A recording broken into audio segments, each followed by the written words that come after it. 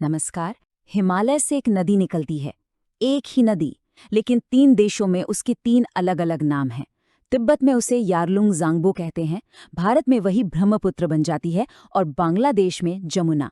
और इसी एक नदी पर चीन एक ऐसा विशालकाय बांध बना रहा है जो शायद सिर्फ बिजली नहीं, बल्कि इन 3 देशों के बीच विवादों का एक नया सैलाब भी ला सकता है।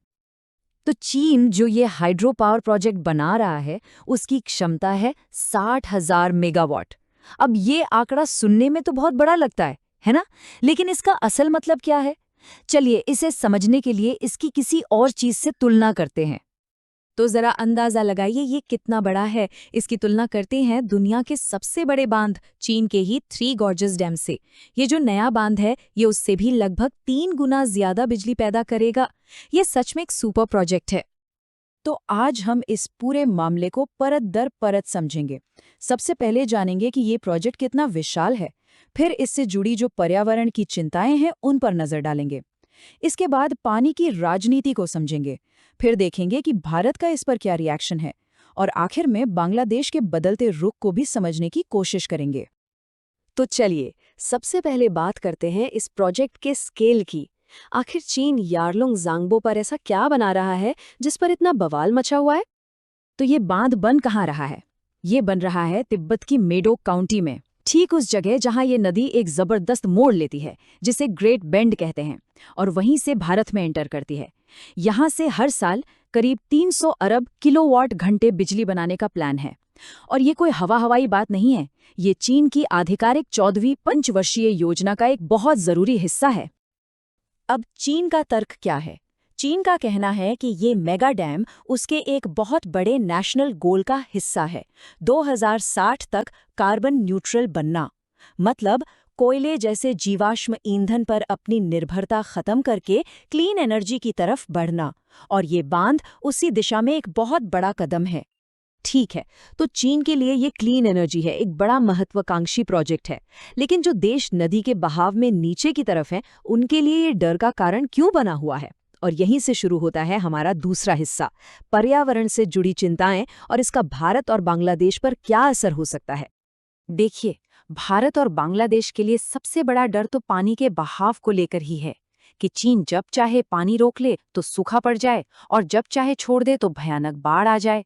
ये बांध नदी के साथ बहकर आने वाली उस उपजाऊ गाद को भी रोक लेगा जो खेती के लिए जान है। इसका सीधा असर नदी के इकोसिस्टम, मछलियों और माजुली जैसे दुनिया के सबसे बड़े नदी द्वीपों पर भी पड़ेगा। मतलब ये करोड़ों लोगों की रोजी रोटी पर सीधा खतरा है। लेकिन बात सिर्फ बाढ़ और सूखे की नहीं है। एक और बहुत बड़ा खतरा है जो इन सब से ऊपर है। ये प्रोजेक्ट हिमालय के एक बेहद नाजुक इलाके में बन रहा है जो दुनिया के सबसे ज्यादा भूकंप आने वाले जोन में से एक है। और ये कोई कोरी कल्पना नहीं है, इतिहास इसका गवाह है। 1950 में ठीक इसी मेडोग इलाके में एक इतना भयानक भूकंप आया था कि उसने नदी का पूरा भूभाग ही बदल कर रख दिया था। ये घटना एक सीधी चेतावनी है कि ये इलाका कितना अस्थिर है और इतने बड़े बांध की सुरक्षा पर कितने गंभीर सवाल उठते हैं। तो एक तरफ तो है ये कुदरती खतरे जैसे भूकंप और बाढ़, और दूसरी तरफ है इंसानी इरादे।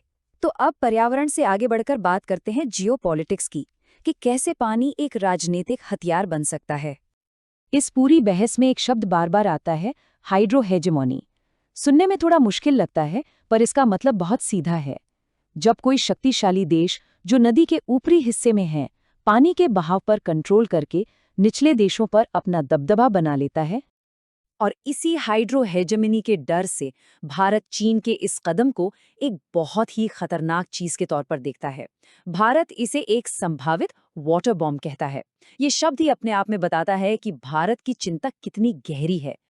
और ये डर सिर्फ हवा में नहीं है, इसके पीछे ठोस वजह हैं। पहले भी चीन पर यह आरोप लगे हैं कि उसने जरूरी वक्त पर पानी का डेटा शेयर नहीं किया, जिससे भारत में बाढ़ से बचाव की तैयारी मुश्किल हो गई। ऊपर से दोनों देशों के बीच पानी के बंटवारे को लेकर कोई पक्की ट्रीटी भी नहीं है। और एक चिंता ये भी है कि चीन इस तरह के बड़े इंफ्रास्ट्रक्चर का इस्तेमाल विवादित सीमावर्ती इलाकों पर अपना कंट्रोल मजबूत करने के लिए कर सकता है। तो सवाल उठता है कि चीन के इस वाटर बॉम्ब के खतरे के जवाब में भारत क्या कर रहा है?